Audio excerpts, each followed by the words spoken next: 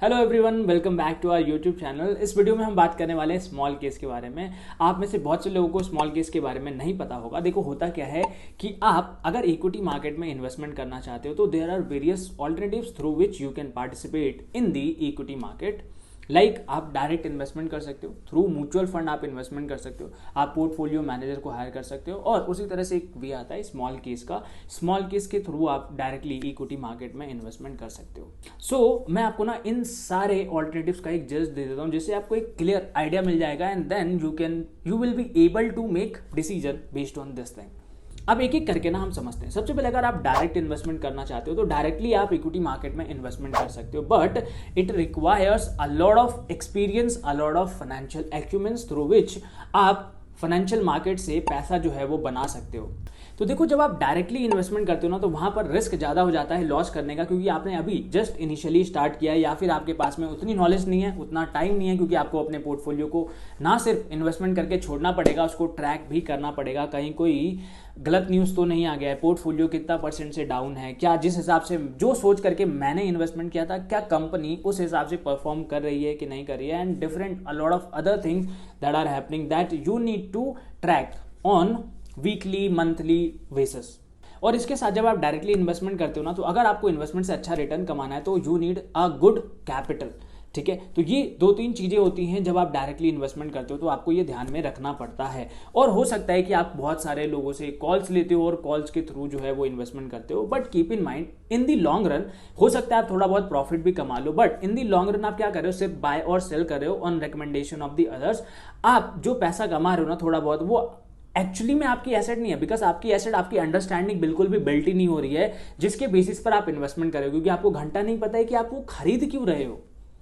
Right, so that is why stop doing that thing. इससे better है कि आप स्मॉल क्वांटिटी में खुद से ट्रेड करना शुरू करो, थोड़ा लॉस करो, आपको मास्टरिंग दी मार्केट करने में ना बहुत आसानी होगी। इससे क्या होगा कि आप ना मार्केट को समझना स्टार्ट कर दोगे and in the long run it will benefit you. Second way is the mutual fund. अब म्यूचुअल फंड में इतने सारे स्कीम्स हैं, 4500-4600 स्कीम्स हैं, बंदा पागल हो जाएगा कि अब उसको स्टडी करने के लिए भी आपके पास में इतना टाइम होना चाहिए कि आप कौन सा अपने रिक्वायरमेंट के हिसाब से म्यूचुअल फंड में इन्वेस्टमेंट आपको करना चाहिए।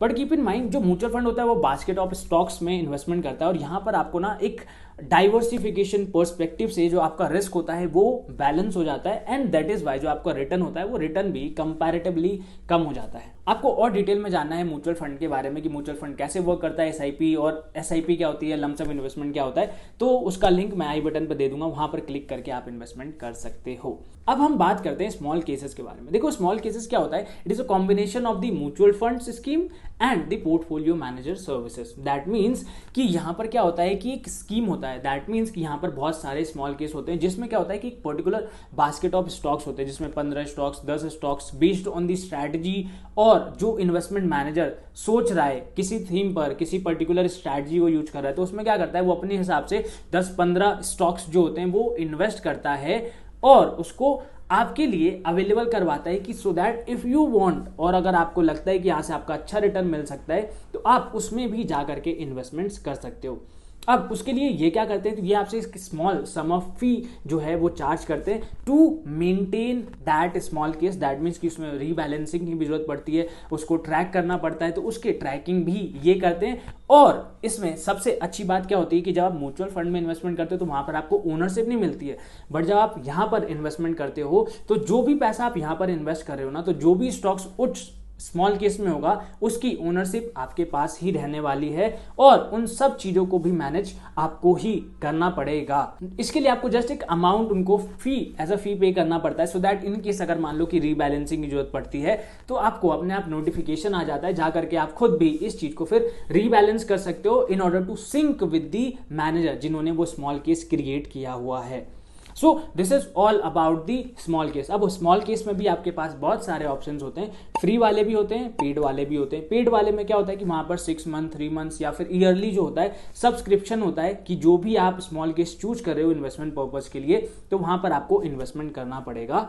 तो वहां पर आपको क्या होता है कि थोड़ा सा एक्सपेंस बेयर करना पड़ेगा, जो उनको फी पे करनी पड़ेगी। बट अगर हम बात करते हैं रिटर्न की, तो आपको अच्छा रिटर्न जो है वहां पर देखने को मिलता है। At the same time free वाले भी स्मॉल केसेस होते हैं, जहां पर डायरेक्टली मेजोरिटी केसेस में होता क्या है कि वो डायरेक्टली ईटीएफ्स में इन्वेस्टमेंट करते हैं, एक्सचेंज ट्रेडेड फंड्स के बारे में। अगर आपको ईटीएफ्स के बारे में नहीं पता है, I give link to the above, आप वहां पर जाकर के क्लिक करके ईटीएफ्स के बारे में और डिटेल में समझ सकते हो।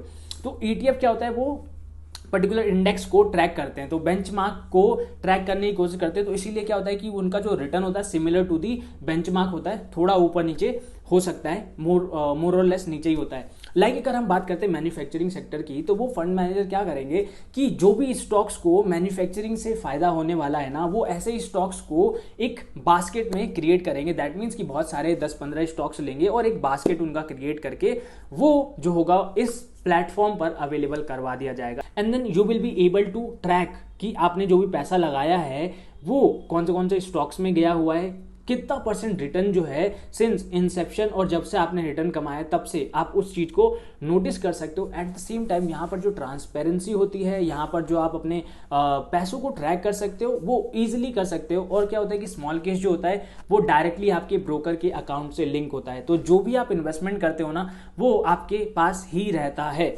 ठीक है, बस आपको क्या होता है कि थोड़ा सा एडिशनल एक्सपेंस पे करना पड़ता है, और इसके लिए आप क्या करते हो, एक इंडिविजुअल जो पोर्टफोलियो मैनेजर होता है उसकी सर्विसेज भी आप ले पाते हो विद दी लेस कॉस्ट। तो आपको इस तरह से देखना है। तो अगर आप अपनी इन्वेस्टमेंट जर्नी स्टार्ट करना चाहते हो, कुछ लर्न करना चाहते हो, न्यू चीज एक्सप्लोर करना चाहते हो, या फिर आप अच्छा पैसा जो है मार्केट में इन्वेस्ट करना चाहते हो, तो you can choose with the small case, you can go with the small cases. आप जाओ स्मॉल केस की वेबसाइट पर, वहां डिफरेंट स्मॉल केसेस मिलेंगे, उनको एक्सप्लोर करो। अपने रिस्क रिटर्न पर्सपेक्टिव के हिसाब से, रिक्वायरमेंट के हिसाब से आप स्मॉल केसेस में इन्वेस्टमेंट कर सकते हो, अगर आपको लॉन्ग टर्म में इक्विटी में पार्टिसिपेट करना है तो। So that's it for this video.